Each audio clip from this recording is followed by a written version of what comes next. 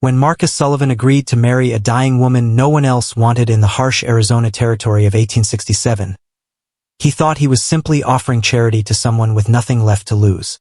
But as winter turned to spring and Abigail Crawford began to reveal strengths that defied every assumption about her frailty, Marcus realized he might have gotten far more than he bargained for. Could the woman everyone had written off as worthless actually be the strongest person he'd ever known? The pickaxe struck stone with a sharp crack that echoed through the narrow tunnel like a gunshot. Marcus Sullivan pulled back, wiping sweat from his forehead as copper dust settled on his shoulders like red snow. The autumn of 1867 had been cruel to the miners of Tombstone, Arizona territory, and today felt no different from the 100 others that had yielded more disappointment than gold. Another dead end, he muttered, examining the solid rock face that blocked his path.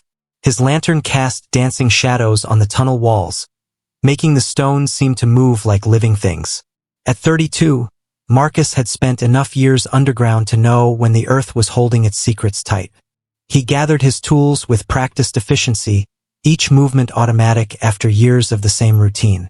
The weight of the pickaxe felt familiar in his calloused hands, a reminder of dreams that had brought him west from Ohio 3 years ago. Back then, he'd believed fortune waited just beneath the surface, ready to reward any man brave enough to dig deep enough. The climb to the surface took 10 minutes, his boots finding purchase on the wooden ladder rungs worn smooth by countless miners before him.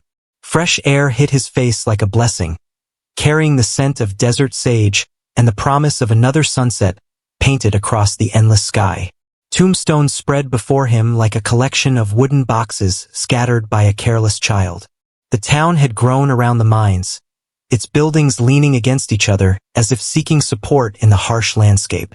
Smoke rose from chimneys in thin gray lines, and the sound of hammers and saws carried on the evening breeze as men worked to finish projects before darkness fell. Marcus walked the dusty main street, nodding to other miners returning from their claims.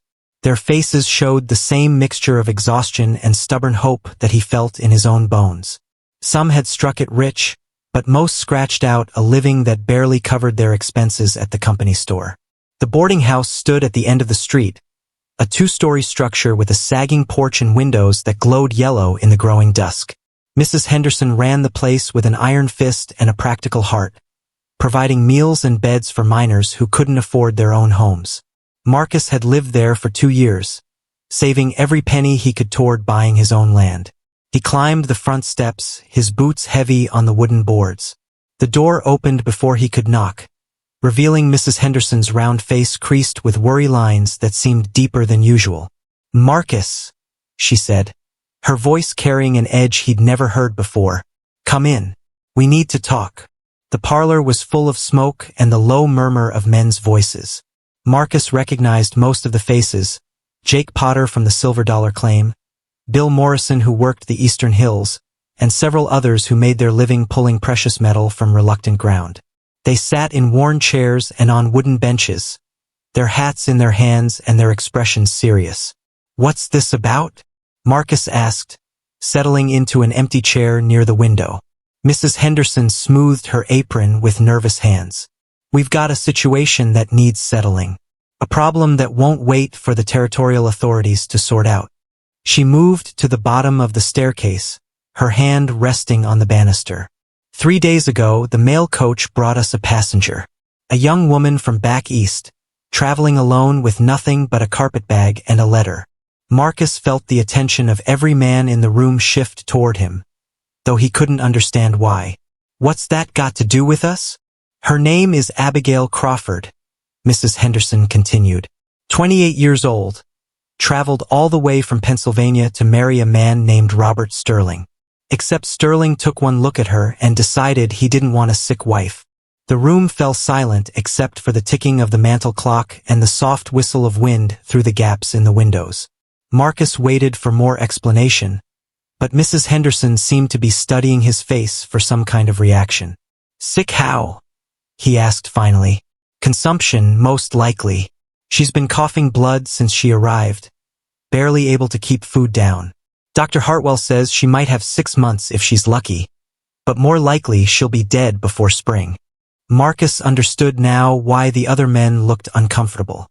A dying woman was a problem no one wanted to claim, especially in a place where survival depended on everyone carrying their own weight. Sterling refused to honor his agreement, Mrs. Henderson went on. Left her here with no money, no family, and nowhere to go. The territorial government doesn't provide for charity cases, and I can't afford to keep nursing her through the winter without payment. So what are you asking us to do? Bill Morrison spoke up from his corner chair. Mrs. Henderson's eyes moved around the room, settling on each face in turn. Someone needs to take responsibility. Either she gets married to a man who can provide for her, or she dies alone in my spare room. Those are the only choices. Marcus felt something cold settle in his stomach. You're asking one of us to marry a dying stranger? I'm asking one of you to do the Christian thing, Mrs. Henderson replied sharply. She's not asking for charity or pity. She's asking for a chance to die with dignity instead of being thrown out like garbage. The men shifted in their seats, studying their boots and the worn carpet. Marcus found himself thinking about his own mother, who had died when he was 16, alone in a charity hospital because his father couldn't afford better care. He remembered the shame that had burned in his chest when the undertaker had asked for payment they didn't have. Has anyone met her? He asked. She's been too weak to come downstairs, Mrs. Henderson said. But she's not asking for love or even companionship. Just a legal arrangement that would give her a name and a roof over her head for whatever time she has left. Jake Potter cleared his throat. What about her family back east? Surely they'd send money for her care. Her family disowned her when she decided to come west, Mrs. Henderson said. The letter Sterling rejected made that clear. She's got no one. Marcus stared at the flames dancing in the fireplace, thinking about the loneliness that had driven him west in the first place. He'd left Ohio after his father's death, seeking something he couldn't name in the wide spaces and endless sky of the territories. The idea of dying alone in a strange place seemed like the worst kind of defeat. I'll do it, he said quietly. The words surprised him as much as they surprised everyone else. Conversation stopped, and every eye in the room turned toward him. Marcus, Mrs. Henderson said carefully, you understand what you're agreeing to? This isn't a real marriage. It's a legal arrangement to help a dying woman. I understand, he replied, though he wasn't sure he understood anything at all. When can we arrange it? The next morning arrived gray and cold, with clouds hanging low over the desert like a wool blanket. Marcus woke before dawn, his mind racing with questions he couldn't answer. He'd spent the night thinking about Abigail Crawford, trying to imagine the woman who had traveled 1,000 miles to marry a stranger, only to be rejected at the end of her journey. Mrs. Henderson met him at the breakfast table with a cup of coffee and a plate of eggs that he couldn't taste. She's awake, she said without preamble. Wants to meet you before we call the preacher. How is she this morning? Weak, but her mind is clear. She's got questions about the arrangement, wants to make sure you understand what you're agreeing to. Marcus nodded, though his stomach felt like it was full of stones.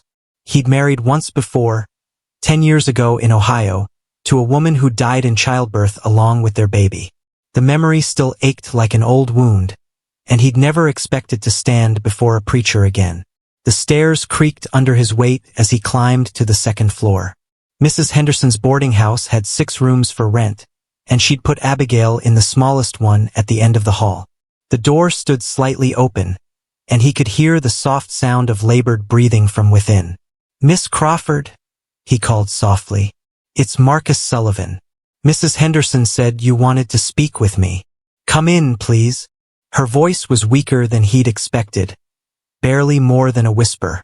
He pushed the door open and stepped inside, his hat in his hands. The room was small and simple, with a narrow bed, a wooden chair, and a washstand beneath the single window.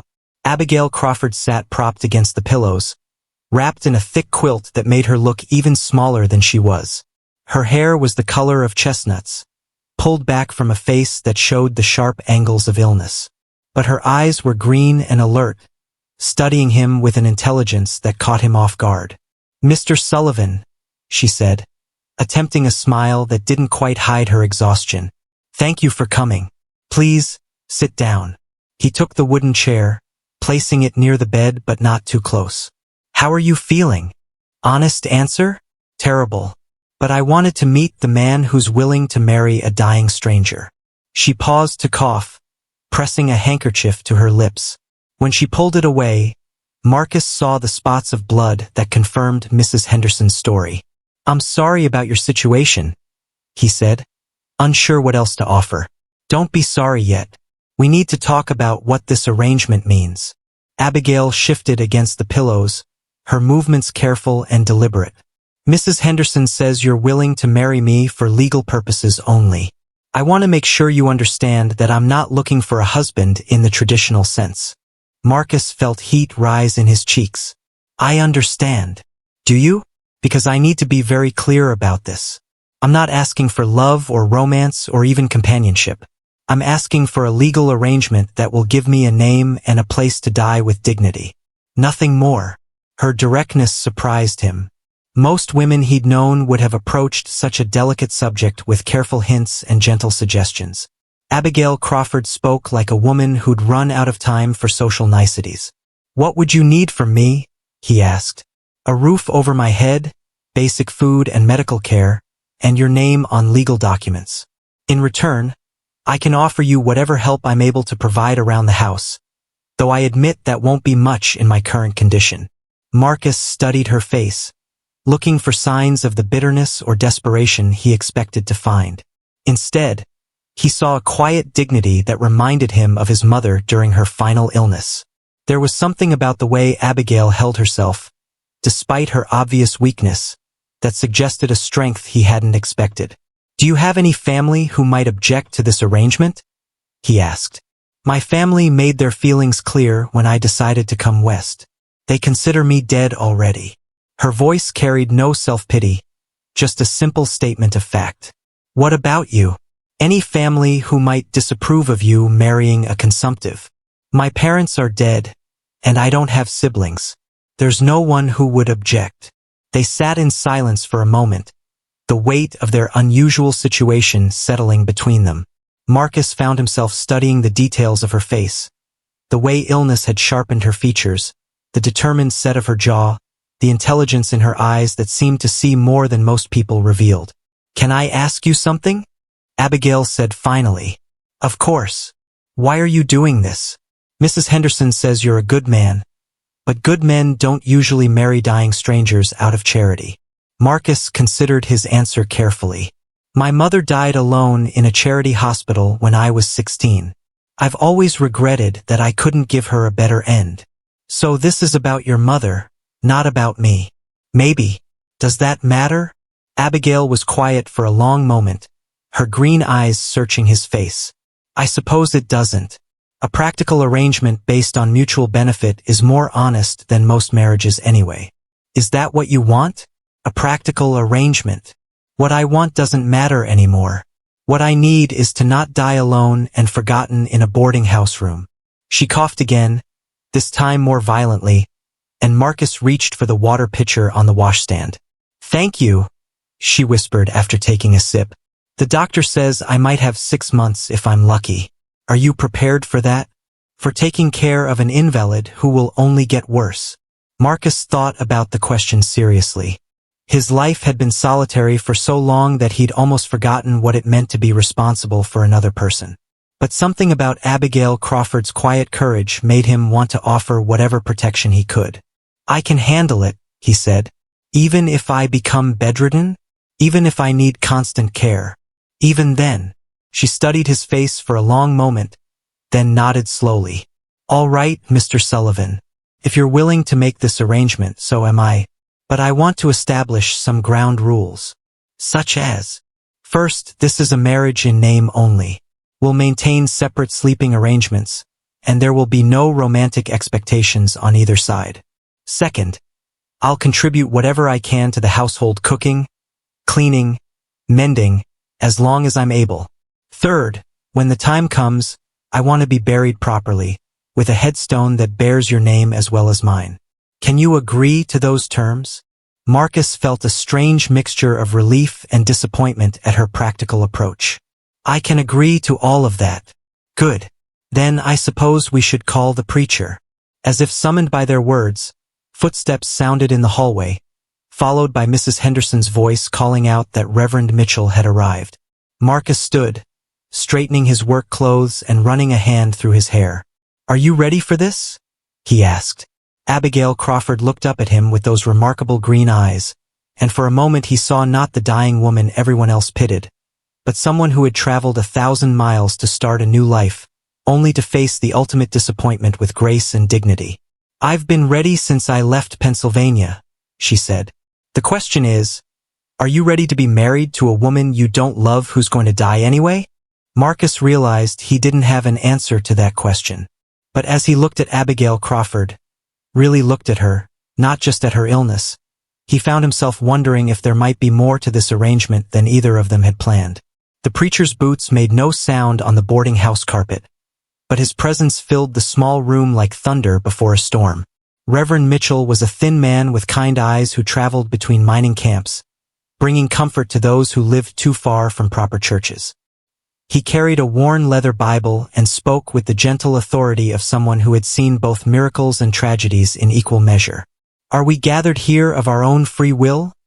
he asked, his voice soft but clear in the cramped space. Mrs. Henderson stood near the window as witness, her hands folded and her expression unreadable. Marcus positioned himself beside the bed where Abigail sat propped against her pillows, still wrapped in the thick quilt that had become her armor against the world. "We are," Marcus replied, surprised by how steady his own voice sounded. Abigail nodded, though the simple movement seemed to cost her effort. "Yes, Reverend. We understand what we're doing." The ceremony began with words that Marcus had heard once before, in what felt like another lifetime. But this time, the familiar phrases carried different weight. There was no church filled with family and friends, no celebration or joy, just the practical necessity of two people agreeing to share a legal bond for reasons that had nothing to do with love. "Do you, Marcus Sullivan, take this woman to be your lawfully wedded wife, to have and to hold, in sickness and in health, for richer or poorer, till death do you part?" Marcus looked down at Abigail's face, noting the way she held herself with quiet dignity despite her obvious weakness. Her green eyes met his steadily, and he saw no trace of the desperation or manipulation he might have expected from someone in her position. Instead, he found himself facing a woman who approached even this unusual arrangement with honest directness. "I do," he said. "And do you, Abigail Crawford, take this man to be your lawfully wedded husband, to have and to hold, in sickness and in health, for richer or poorer, till death do you part?" Abigail's voice came out as barely more than a whisper, but her words were clear. "I do." Reverend Mitchell closed his Bible with a soft thud that seemed to echo in the small room. "By the authority granted to me by the territory of Arizona, I now pronounce you husband and wife. May God bless this union and grant you both peace."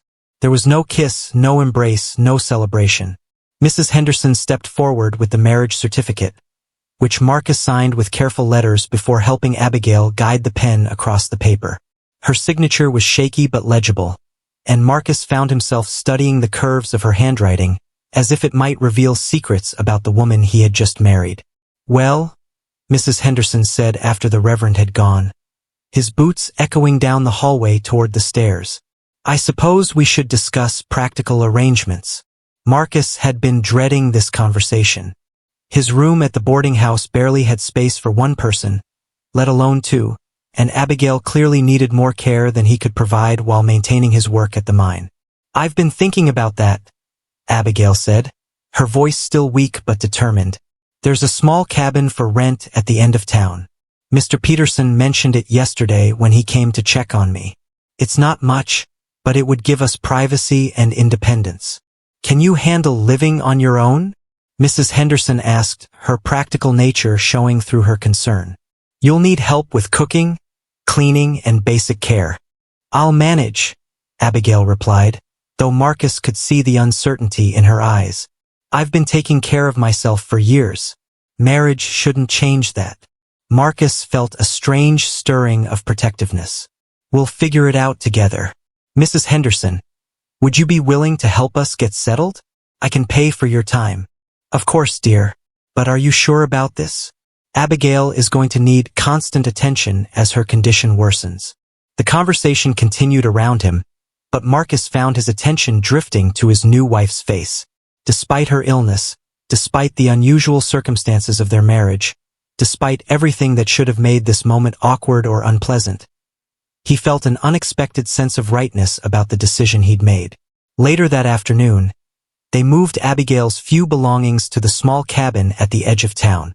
It was a simple structure with 2 rooms, a stone fireplace, and windows that looked out over the desert toward the distant mountains. The previous tenant had left behind basic furniture: a bed, a table, 2 chairs, and some kitchen supplies. "It's perfect," Abigail said as she settled into one of the chairs near the fireplace. The short journey from the boarding house had exhausted her, and Marcus could see the strain in the tight lines around her eyes. "Are you sure you'll be comfortable here?" he asked, already planning how to make the space more suitable for someone in her condition. "More comfortable than I've been anywhere in months," she replied. "Having my own space, even if it's temporary, feels like a luxury I hadn't expected." Marcus busied himself building a fire while Abigail rested. The autumn evening was growing cold, and he wanted to make sure she stayed warm. As the flames began to catch, he found himself thinking about the strangeness of the situation. He was married to a woman he barely knew, committed to caring for someone who might not live to see Christmas, and yet he felt more purposeful than he had in years. "Marcus," Abigail said softly, drawing his attention back to her, "I want you to know that I don't take what you've done lightly. I know this isn't what you planned when you woke up this morning. Did you plan any of this when you left Pennsylvania?" She laughed, a sound that turned into a cough. "Not hardly. I thought I was coming west to marry a man who would love me, to start a family and build a life together. Instead, I married a stranger who agreed to help me die with dignity. Life has a way of surprising us, doesn't it?" Marcus stirred the fire with an iron poker, watching sparks fly up the chimney. "Do you regret coming west?" "No," she said without hesitation. "Even if everything goes wrong from here, I'd rather die trying to build something new than waste away in my father's house, unmarried and unwanted." The honesty in her voice struck him. Most people he knew, himself included, spent considerable energy avoiding uncomfortable truths. Abigail seemed to face them head-on, as if her illness had stripped away the luxury of pretense. "What was your life like back east?" he asked. "Ordinary. I lived with my parents, helped my mother with household duties, attended church socials where no one asked me to dance. I was 28 and unmarried, which made me practically an old maid by local standards. When Robert Sterling's letter arrived, offering marriage to a woman willing to come west, it felt like an answer to prayers I hadn't even known I was praying." "And your family just let you go?" Abigail's expression darkened. "My family was relieved to see me go. One less burden to worry about. One less reminder of their daughter's failure to find a suitable husband. They gave me money for the journey and wished me well, but I could see the relief in their eyes." Marcus felt anger rise in his chest at the thought of parents who would send their sick daughter away rather than care for her. His own parents had been poor, but they had never made him feel unwanted or burdensome. "Their loss," he said simply. "Is it? I'm not sure I would have made the same choice if I were in their position. Who wants to care for a dying daughter when there are younger, healthier children to worry about? Any decent parent would. You have more faith in human nature than I do." Abigail pulled the quilt tighter around her shoulders. "But I'm grateful that you don't share my cynicism. It gives me hope that there are still good people in the world." As darkness fell outside their small cabin, Marcus lit the oil lamps and began preparing a simple dinner from the supplies Mrs. Henderson had sent with them. He found himself moving carefully around the small space, conscious of his new wife's presence and unsure of the boundaries of their unusual arrangement. "You don't have to tiptoe around me," Abigail observed, watching him work. "I may be sick, but I'm not made of glass. I'm just trying to figure out how this works," he admitted. "I've lived alone for a long time, so have I in many ways. We'll learn together." Winter hit Tombstone like a fist in the face, bringing temperatures that turned the desert into a frozen wasteland and winds that howled through every crack in their small cabin. Marcus woke each morning to ice in the water pitcher and frost covering the inside of the windows like delicate lace. The cold seemed to seep into his bones during the long hours underground, and he found himself dreading the daily journey to and from the mine. But the real surprise wasn't the brutal weather. It was watching Abigail Crawford Sullivan transform from an invalid into something he hadn't expected. Despite her persistent cough and the fever that came and went like an unwelcome visitor, she refused to spend her days lying in bed feeling sorry for herself.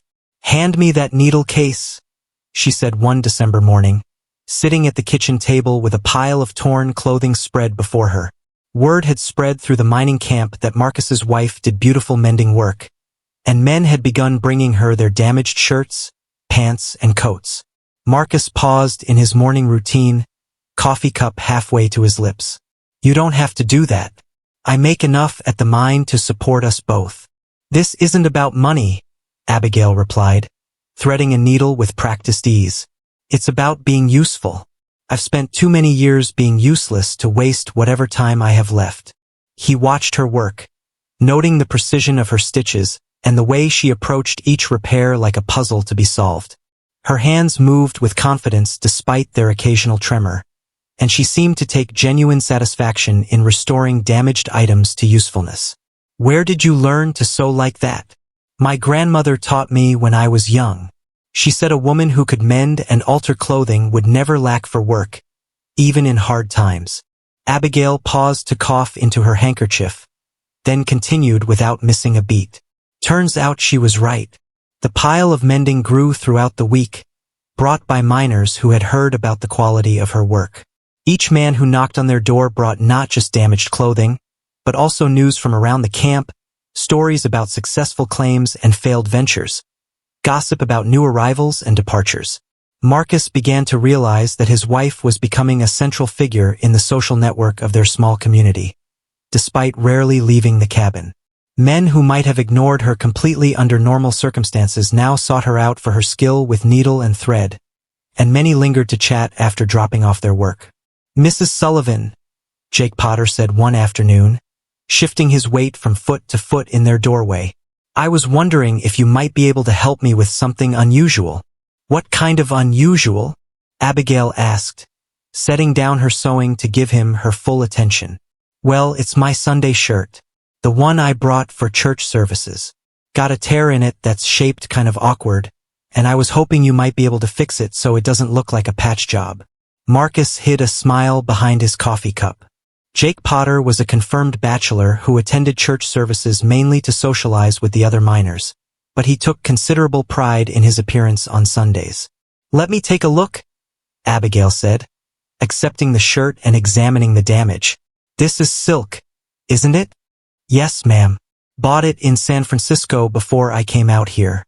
Cost me a week's wages, but I figured a man needs at least one good shirt. It's beautiful fabric.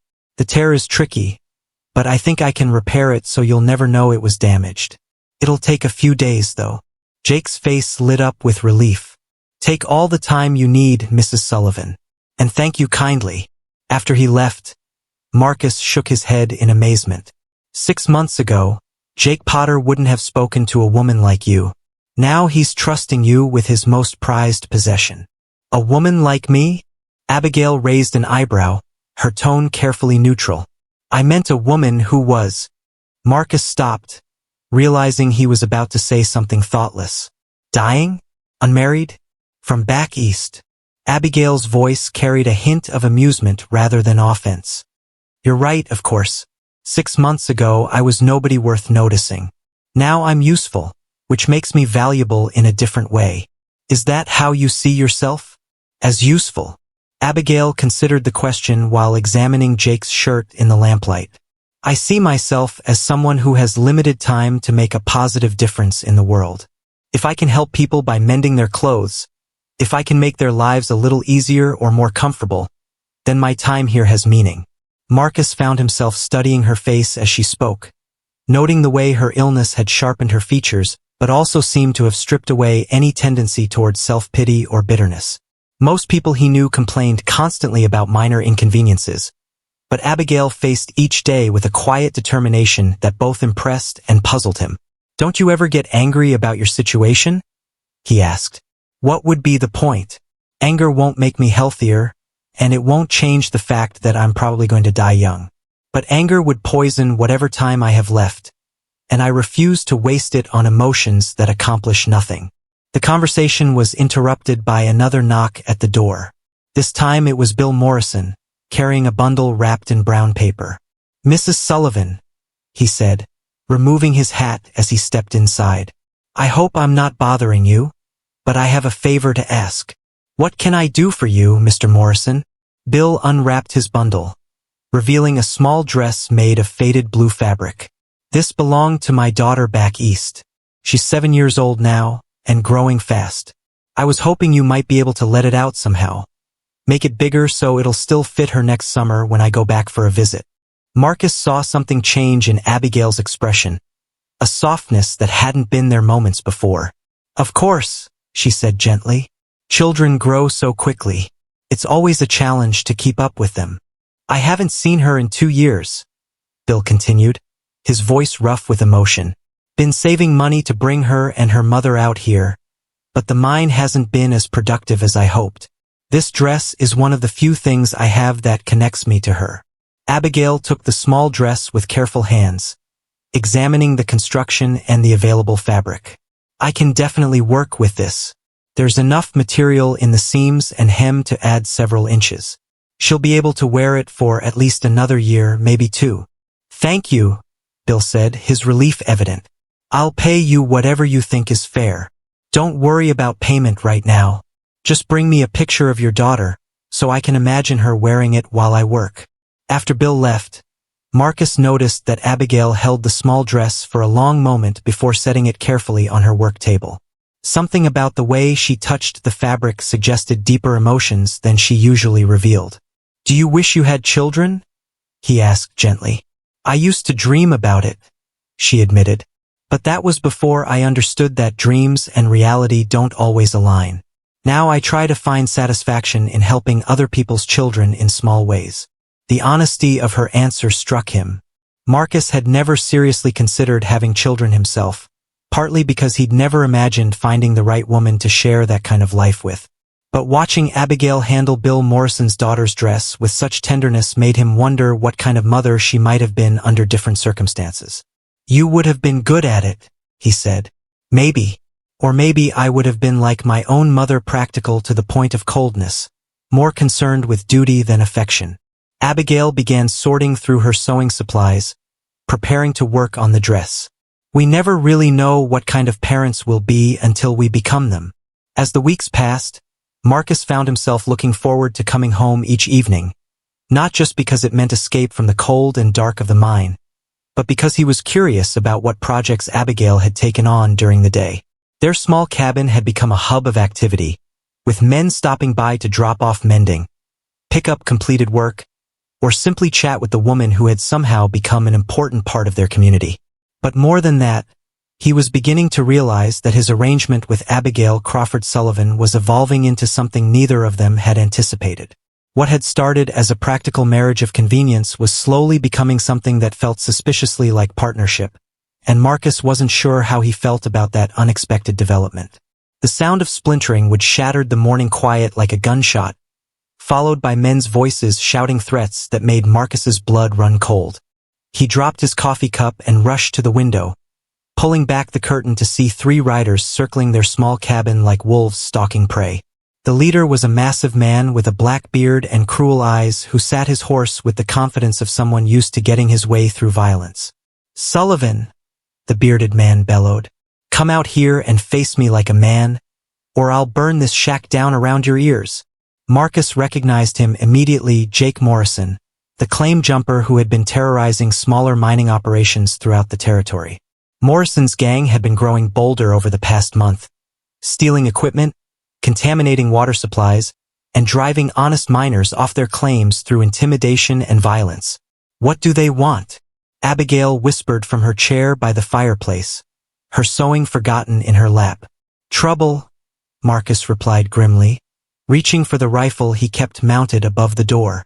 Stay inside and keep away from the windows. But as he moved toward the door, Abigail's voice stopped him cold. Wait, look at what they're doing. Marcus peered through the window again and felt his stomach drop. Morrison's men weren't just making threats. They were systematically destroying everything in sight. One rider used his horse to knock over the clothesline where Abigail's finished mending work hung to dry, trampling expensive shirts and coats into the mud. Another man was kicking over the water barrels Marcus had positioned around the cabin to catch rainwater. They're targeting your work, Marcus realized. This isn't just about the mine. Morrison's voice boomed across the yard again. Your sick wife's been taking food out of honest men's mouths, Sullivan. Nobody wants charity sewing from a dying woman when there are healthy seamstresses in town who need the work. The accusation hit Marcus like a physical blow. He'd known that Abigail's success with her mending business had created some jealousy among other women in the camp, but he hadn't realized the resentment had grown serious enough to involve men like Morrison. That's not true, Abigail said fiercely, struggling to her feet despite her weakness. I charge fair prices, and I only take work that others can't or won't do. I've never stolen business from anyone. I know that, Marcus said, checking his rifle to make sure it was loaded. But Morrison doesn't care about truth. He's looking for any excuse to cause trouble. The situation outside was escalating rapidly. Morrison's men had discovered Marcus's mining tools stored in the small shed behind the cabin and were smashing them with sledgehammers. Each blow represented hours of hard work and money that Marcus couldn't afford to lose. You've got two choices, Sullivan, Morrison called out. Pack up your dying wife and get out of the territory, or watch everything you've built get destroyed piece by piece. Marcus felt rage building in his chest, but he forced himself to think clearly. 3 armed men against 1 was bad odds, especially with Abigail's safety to consider. But backing down to Morrison would only encourage more attacks, and there was nowhere else for them to go. I'm going out there, he decided. No! Abigail grabbed his arm with surprising strength. That's exactly what he wants. He's trying to provoke you into a fight you can't win. So what do you suggest? Let him destroy everything we've worked for. Abigail was quiet for a moment. Her green eyes focused with an intensity that reminded Marcus she was far from the helpless invalid most people assumed her to be. Give me your rifle, she said finally. Absolutely not. Marcus, listen to me. I'm dying anyway, remember? I have nothing to lose by taking risks that you can't afford to take. She moved toward the window, studying the positions of Morrison's men with calculating eyes. But I'm also a woman, which means they won't expect me to fight back. That gives us an advantage. The logic was sound, but everything in Marcus rebelled against the idea of putting his wife in danger. I won't let you. You won't let me what? Make my own decisions about how to spend the last months of my life. Abigail's voice carried a steel that Marcus had never heard before. I'm not asking for permission, Marcus. I'm telling you what I'm going to do. Before he could stop her, she had taken the rifle from his hands and moved to the window. But instead of aiming at Morrison's men, she fired a single shot into the air, the sound echoing across the desert like thunder. Jake Morrison, she called out in a voice that carried surprising authority despite her illness. I want to talk to you. Morrison's laughter was harsh and mocking. What's a dying woman got to say that I want to hear? I've got information about claims in the Eastern Hills that you might find interesting, Abigail replied. Information that could be worth a lot more than whatever you're planning to steal from us. Marcus stared at his wife in amazement. He had no idea what information she might be referring to, but Morrison's men had stopped their destruction and were listening intently. What kind of information? Morrison called back, his voice cautious but interested. The kind that requires a face-to-face conversation, Abigail replied. Are you brave enough to talk to a sick woman? Or do you only fight people who can't defend themselves? The challenge in her voice was unmistakable, and Marcus could see Morrison struggling between his desire for information and his reluctance to appear weak in front of his men. After a long moment, the big man dismounted and walked toward their cabin, his hand resting on the gun at his hip. This better be worth my time, lady. he growled as he approached the door. Abigail opened it before Marcus could object, standing in the doorway with the rifle held casually at her side. Up close, Morrison was even more intimidating, easily 6.5 feet tall with arms like tree trunks and scars that spoke of a lifetime of violence. "Come in," Abigail said calmly, "but leave your weapons outside. This is my home, and those are my rules." Morrison's eyes narrowed dangerously. "You're in no position to make demands, lady. Aren't I?" Abigail smiled, and Marcus was startled to see genuine amusement in her expression. "I'm dying, Mr. Morrison. That means I have absolutely nothing to lose. You, on the other hand, have a reputation to maintain and men to lead. Which one of us is really in the weaker position?" The standoff stretched for several tense seconds before Morrison slowly unbuckled his gun belt and hung it on a peg beside the door. "You've got 5 minutes, he said. Morrison filled their small cabin like a storm cloud, his presence making the space feel cramped and dangerous. He settled into Marcus's chair without invitation, his cold eyes moving constantly between Abigail and the rifle she kept within easy reach. The smell of sweat, tobacco, and something darker clung to him like a second skin. "Start talking," he demanded, his voice carrying the authority of someone used to immediate obedience. Abigail poured him a cup of coffee with steady hands, despite the tremor that had been growing worse over the past weeks. "Sugar?" she asked politely, as if entertaining a welcome guest rather than a dangerous criminal. "Lady, I didn't come here for tea party manners. You said you had information about the Eastern Hills. Either share it or deal with the consequences." "The consequences," Abigail repeated thoughtfully, settling into her chair across from him. "Yes, let's talk about consequences. You're here because someone told you that my mending business is taking money away from other seamstresses in town. Is that correct?" Morrison's expression darkened. "What I'm here for is my business. Actually, it's my business too, since you're threatening to destroy my home and livelihood." Abigail took a sip of her coffee, her green eyes never leaving Morrison's face. "But I think you've been given false information by someone who wants to use you for their own purposes." Marcus felt his heart hammering in his chest as he watched his wife calmly confront one of the most dangerous men in the territory. Everything about the situation screamed disaster, but Abigail seemed completely in control of herself and the conversation. "Explain," Morrison said curtly. "There are only 2 seamstresses in Tombstone," Abigail began. "Mary Porter, who does basic alterations, and Susan Mitchell, who makes new dresses for the wives of successful miners. Neither of them does the kind of specialized mending that I do, repairing tears in expensive fabrics, restoring damaged garments to their original condition, working with materials that require special techniques. So I'm not taking business away from them. I'm serving customers they can't or won't help." Abigail leaned forward slightly, her voice becoming more intense. "But someone has convinced you otherwise. Someone who benefits from having you attack innocent people while they pursue their real agenda."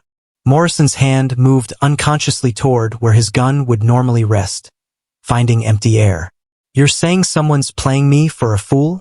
"I'm saying someone is using your reputation for violence to solve their own problems while keeping their hands clean." Abigail coughed delicately into her handkerchief before continuing. "The question is, are you going to let them manipulate you? Or are you going to find out who's really behind this?" Marcus could see the wheels turning in Morrison's head. The man was brutal and ruthless, but he wasn't stupid. The idea that someone might be using him would wound his pride more than any physical injury. "Even if that's true," Morrison said slowly, "it doesn't change the fact that you've made enemies, people who think you're getting above your station. Because I'm dying and should have the grace to do it quietly?" Abigail's voice carried a bitter edge that Marcus had never heard before. "Because a sick woman shouldn't try to be useful or make an honest living?" "Because you're not from here," Morrison replied bluntly. "You came from back east with fancy manners and Eastern ways, married a local man under questionable circumstances, and started taking work that local women feel should be theirs." The accusation hung in the air like smoke from a gun barrel. Marcus felt anger rising in his chest, but Abigail remained perfectly calm. "You're right," she said, surprising both men. "I am an outsider. I did marry Marcus under unusual circumstances, and I have been successful at work that others might want." She paused, studying Morrison's face carefully. "But does any of that justify destroying an honest business? Does it justify threatening violence against people who have done nothing wrong?" Morrison was quiet for a long moment, his cold eyes moving between Abigail and Marcus. When he spoke again, his voice had lost some of its threatening edge. "Who do you think is behind this?" "I have suspicions," Abigail replied carefully. "But suspicions aren't proof. What I can tell you is that the person who sent you here gave you false information about my business practices. They told you I was stealing customers from local women. But that's simply not true. Prove it." Abigail rose from her chair and moved to a wooden box near the window. From it, she withdrew a thick stack of papers covered with neat handwriting. "These are my business records," she said, handing them to Morrison. "Every job I've taken, every customer I've served, the prices I've charged, and the work I've performed. You'll see that I've never undercut local competition, and I've often referred customers to Mary Porter or Susan Mitchell when their services were more appropriate." Morrison examined the papers with the attention of someone who had learned to read people and situations for survival. After several minutes, he looked up with an expression that mixed anger with grudging respect. "You keep detailed records." "I keep honest records," Abigail corrected, "because I knew that someday, someone would question my right to earn a living here." "And the information about the Eastern Hills?" Abigail smiled, and Marcus was struck again by how much strength she radiated despite her obvious illness. "That was a bluff.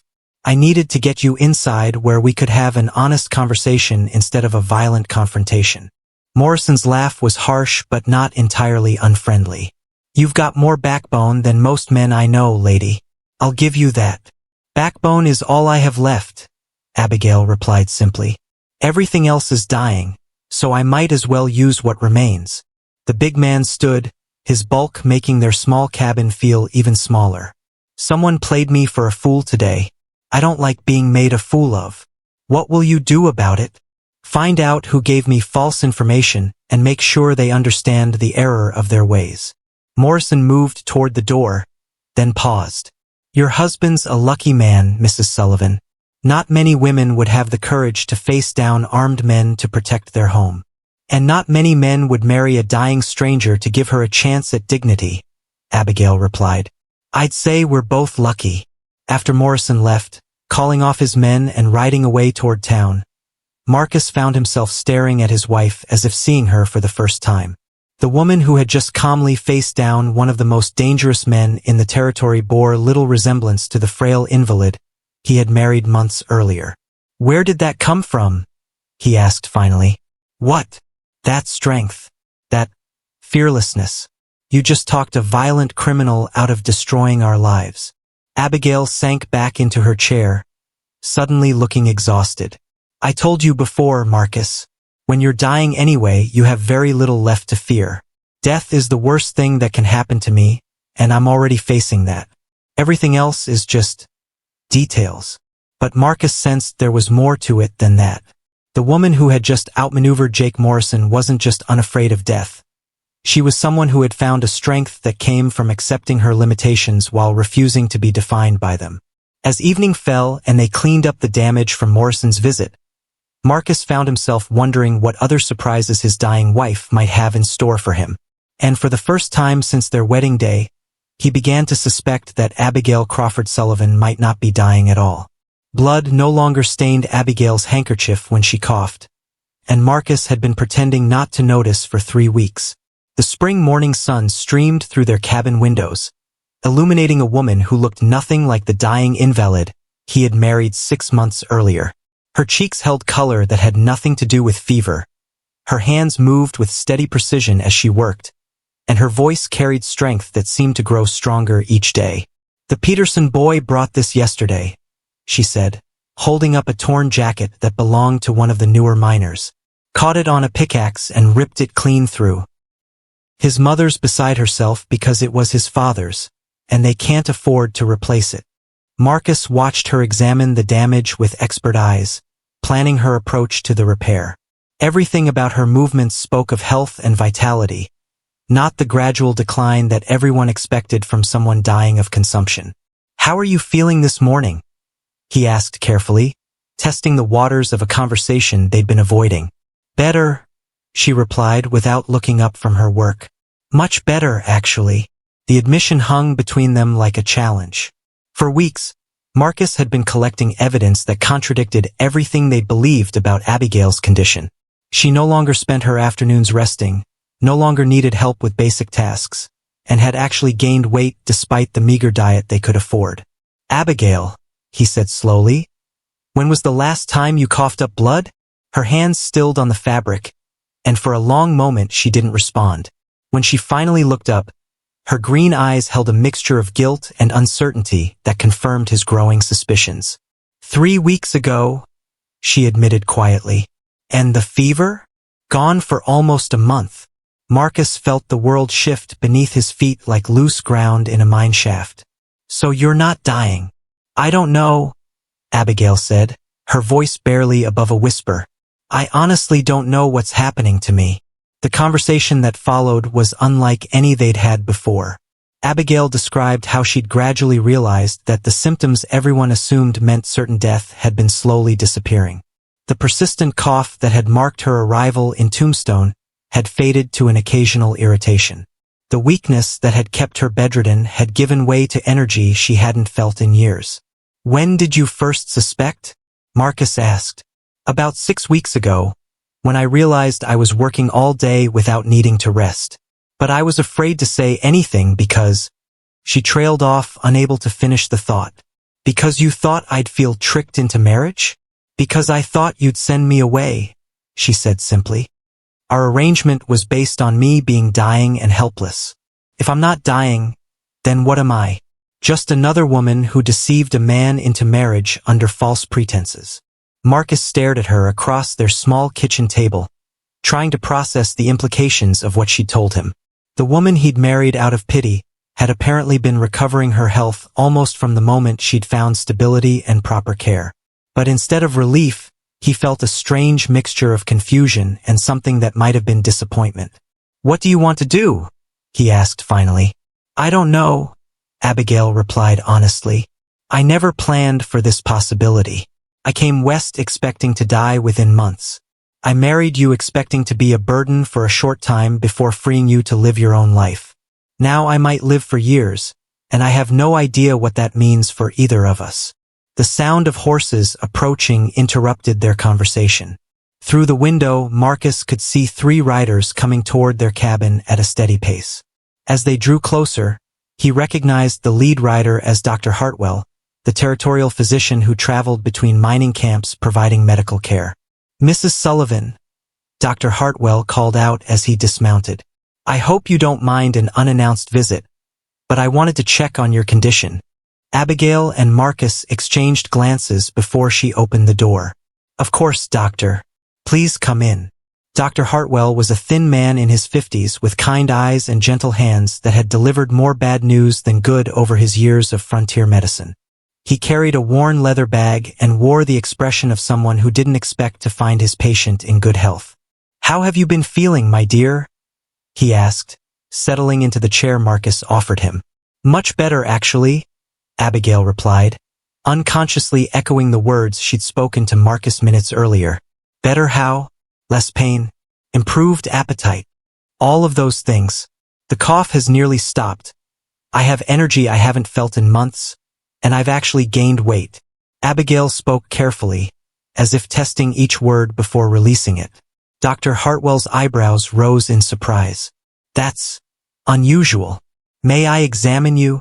What followed was the most thorough medical examination Abigail had received since arriving in Tombstone. Dr. Hartwell listened to her lungs, checked her pulse, examined her throat, and asked detailed questions about her symptoms over the past several months. "Remarkable," he said finally, sitting back with a puzzled expression.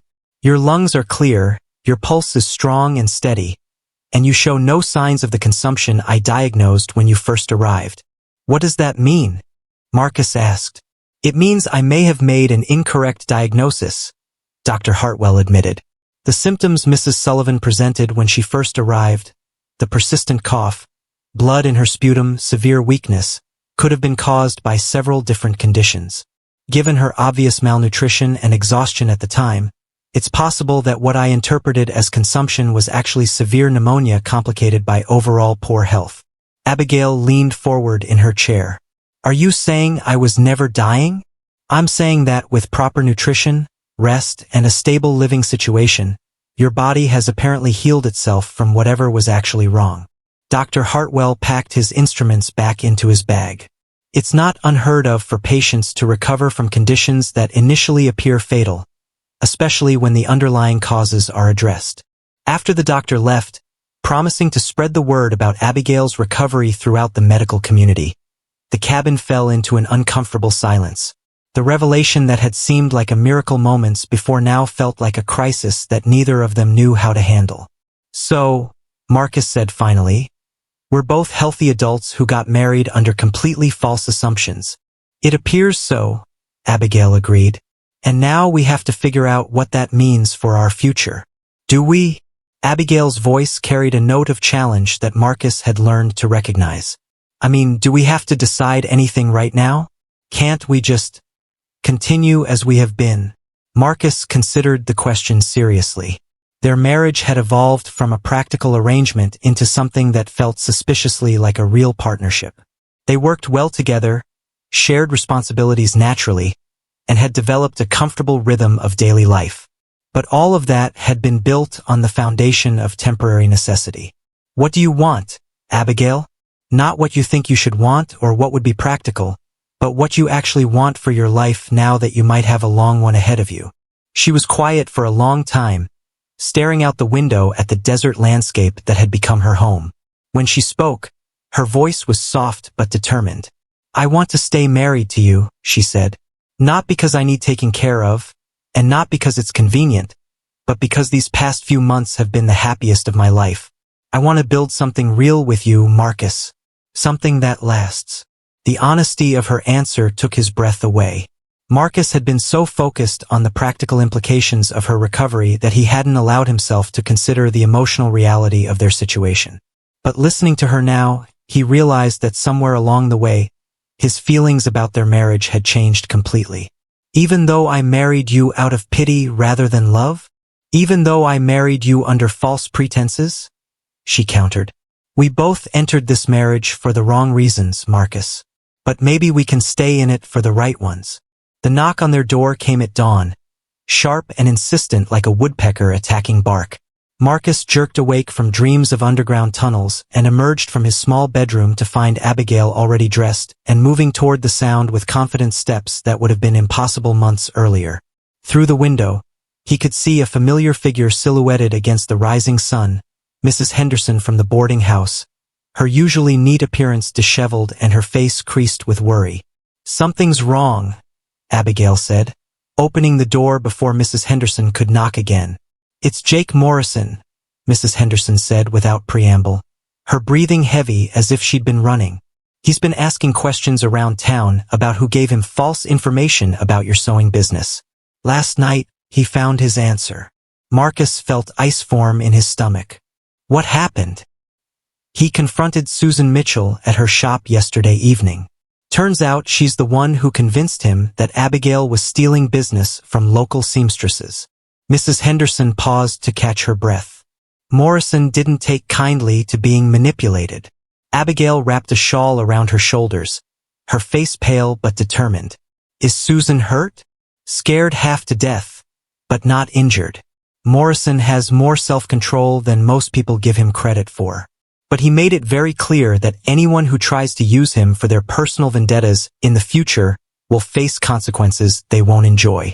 The news should have brought relief, but Marcus could see something else troubling Mrs. Henderson's expression. There's more, isn't there?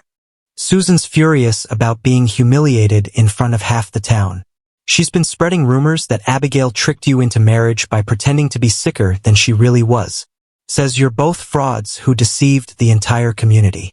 Marcus felt anger rise in his chest, But Abigail's reaction surprised him. Instead of the distress he expected, she seemed almost amused by the accusation. "Well," she said calmly, "that's actually not entirely untrue, is it?" Mrs. Henderson blinked in confusion. "What do you mean?" "I mean that I did recover from an illness that everyone, including myself, believed was fatal. And Marcus did marry me believing he was caring for a dying woman. So technically, our marriage was based on circumstances that turned out to be false." "But you didn't know you would recover," Mrs. Henderson protested. "You can't be blamed for getting healthier." "Susan Mitchell doesn't care about the truth," Marcus said grimly. "She cares about revenge for being embarrassed." "What exactly is she telling people?" Mrs. Henderson shifted uncomfortably. "That Abigail was never as sick as she claimed. That you two planned this whole arrangement to take advantage of the community's sympathy. That honest, local women are losing business to someone who gained an unfair advantage through deception. The accusations were serious enough to destroy their reputation in Tombstone," Marcus realized. In a small community where trust and reputation meant everything, being labeled as frauds could make their lives impossible. "We need to address this directly," Abigail said, her voice carrying the same steel that had impressed Jake Morrison weeks earlier. "Running away or hiding will only make us look guilty. What do you suggest?" "A town meeting. Let everyone hear our side of the story and make their own judgments based on facts rather than rumors." Mrs. Henderson looked skeptical. "Are you sure that's wise? Once accusations like this start spreading, they take on a life of their own. People want to believe the worst about others, especially outsiders. Then we give them a chance to hear the truth," Abigail replied firmly. "I've kept detailed records of my business dealings, and Dr. Hartwell can speak to my medical condition. Let the community decide for themselves whether we're the villains Susan Mitchell claims we are." The town meeting was scheduled for that evening in the largest building available, the warehouse where mining equipment was stored during the winter months. Word spread quickly through Tombstone, and by sunset, nearly every adult in the community had gathered to hear the accusations and responses. Marcus stood beside his wife at the front of the crowded room, facing a sea of familiar faces that showed expressions ranging from curiosity to suspicion to outright hostility. Susan Mitchell sat in the front row, her supporters clustered around her like armor. Jake Morrison lounged against the back wall, his presence serving as a silent reminder of recent events. "Most of you know why we're here," Marcus began, his voice carrying clearly through the warehouse. "There have been accusations that my wife and I deceived this community through false claims about her medical condition and our reasons for marriage. We're here to address those accusations directly." What followed was the most intense public scrutiny Marcus had ever experienced. Susan Mitchell rose to present her case first, speaking with passionate conviction about the unfairness of competing against someone who had gained sympathy and customers through false claims of terminal illness. "She came here claiming to be dying," Susan declared, her voice ringing with righteous indignation. "She married Marcus Sullivan under false pretenses, gained the community's sympathy, and built a business based on pity rather than skill. Now that she's revealed her deception, she expects us to pretend nothing happened." The crowd murmured at her words, and Marcus could see doubt creeping into faces that had been friendly just hours before. But when Abigail rose to respond, the room fell silent with an attention that spoke to the respect she had earned over the past months. "Susan is right about one thing," Abigail said clearly. "I did come to Tombstone expecting to die within months. I married Marcus believing I would be a burden for a short time before freeing him to live his own life. And I did build a business while recovering from an illness that everyone, including myself, believed was fatal." The admission sent a ripple of surprise through the crowd. Several people leaned forward in their seats, clearly not expecting such direct honesty. "But what Susan hasn't told you is that I kept detailed records of every transaction, every customer interaction, and every price I charged for my services." Abigail gestured toward the wooden box she'd brought with her. "These records show that I never undercut local competitors, never accepted work that properly belonged to other seamstresses, and often referred customers to Mary Porter or Susan herself when their services were more appropriate. Dr. Hartwell rose from his seat near the middle of the room. "If I may," he said, his professional authority commanding immediate attention. "I examined Mrs. Sullivan when she first arrived in Tombstone and again just this week.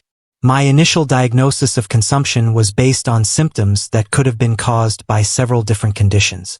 Her recovery, while remarkable, is not unheard of when underlying causes like malnutrition and exhaustion are addressed." "So she was genuinely ill?" someone called out from the crowd. "She was genuinely ill," Dr. Hartwell confirmed, "and genuinely recovering through proper care and nutrition. There was no deception involved in her medical condition." The mood in the room began to shift as people processed this information. Marcus could see the anger fading from some faces, replaced by the embarrassment of realizing they'd been ready to condemn innocent people based on rumors and jealousy. But Abigail wasn't finished. "I want to address the accusation that Marcus and I deceived this community for personal gain," she continued. "The truth is that we both entered our marriage for practical reasons rather than romantic ones. But over the past months, that arrangement has grown into something real and meaningful. We're not asking for your approval of our relationship, but we are asking for your judgment based on our actions rather than speculation about our motives." Jake Morrison's voice rumbled from the back of the room. "Seems to me like folks been listening to gossip instead of paying attention to what's actually happening. Mrs. Sullivan's done good work for fair prices, and she's never caused trouble for anyone except those looking to cause trouble for her." The warehouse erupted in conversation as people debated among themselves. Marcus watched the tide of opinion shift as neighbors who had benefited from Abigail's work spoke up in her defense, sharing stories of her kindness, skill, and fair dealing. When the meeting finally ended an hour later, the verdict was clear.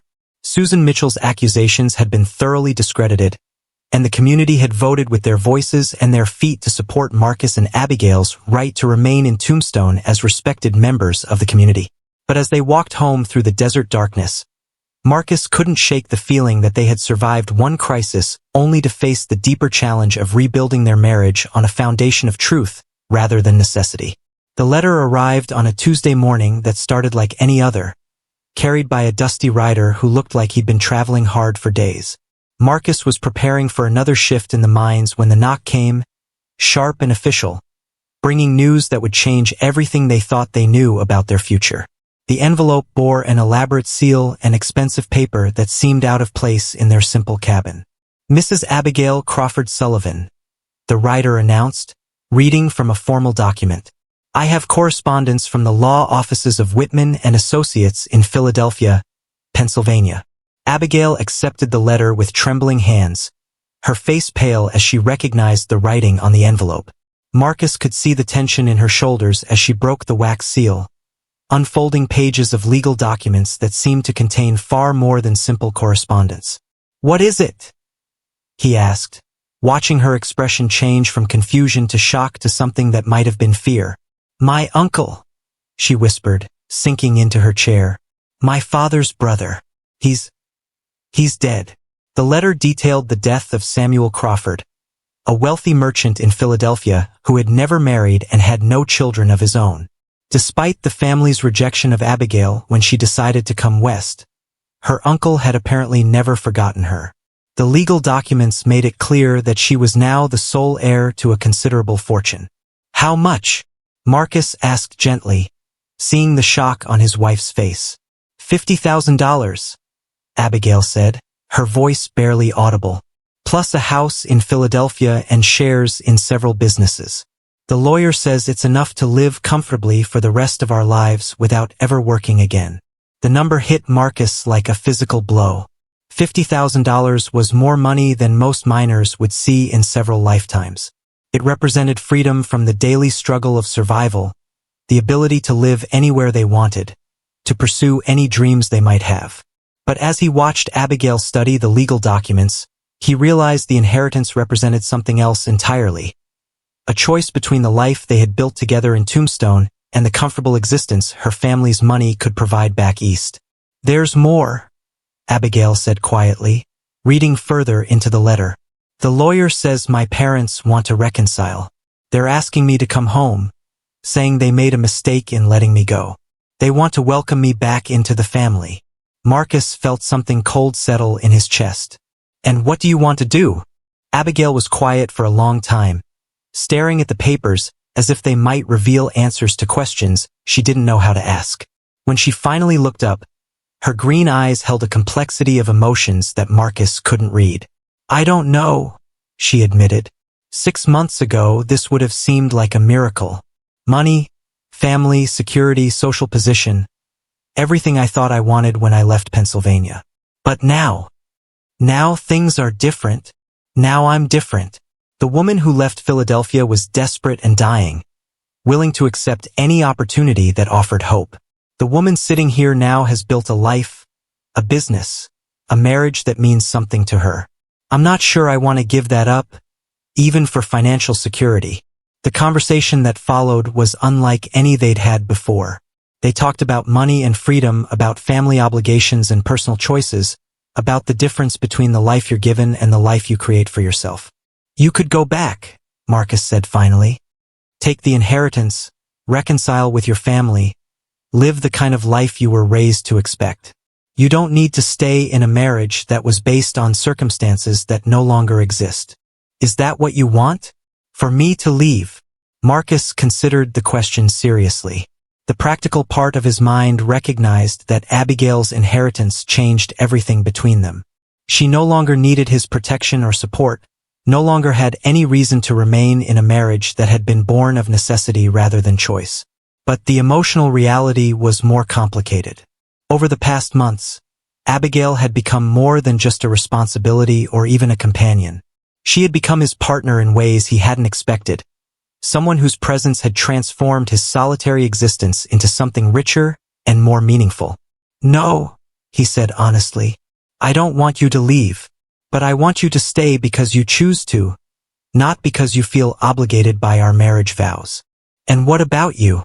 Would you come with me if I decided to return to Philadelphia? The question caught him off guard. Marcus had never seriously considered leaving Arizona territory, never imagined himself living anywhere other than the frontier communities where he'd made his home. The idea of Philadelphia society, with its rigid social rules and expectations, seemed as foreign as life on the moon. Could you see yourself as a Philadelphia gentleman? Abigail asked, reading his expression. Attending social events, managing investments, living the kind of refined life that my uncle's money could provide? Honestly, no. I can't imagine myself in that world any more than you could probably imagine yourself as a miner's wife when you first came west. But I did adapt, Abigail pointed out. I learned to live here, to find purpose and satisfaction in a life completely different from what I'd known. Maybe you could do the same. They spent the rest of the day discussing possibilities, weighing options, trying to envision futures that seemed both appealing and terrifying. The inheritance had given them choices they'd never had before, but it had also created complications they'd never imagined. That evening, as they sat together watching the sunset paint the desert in shades of gold and crimson, Marcus found himself thinking about the strange journey that had brought them to this moment. A year ago, he'd been a lonely miner scratching out a living from reluctant ground.